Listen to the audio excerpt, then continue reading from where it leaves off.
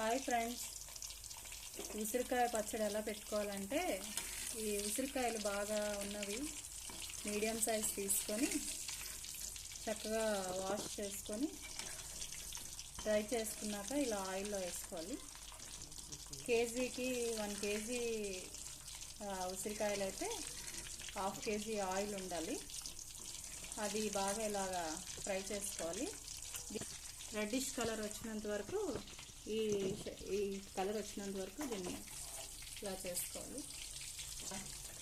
కొంచెం 1 స్పూను జీలకర్ర, 1 స్పూన్ జీలకర్ర, అలాగే ఆవాలు 1 స్పూను, మెంతులు 1 స్పూను, ఇవన్నీ కలిపి షాలో ఫ్రై చేసుకోవాలి. ఈ బాగా ఫ్రై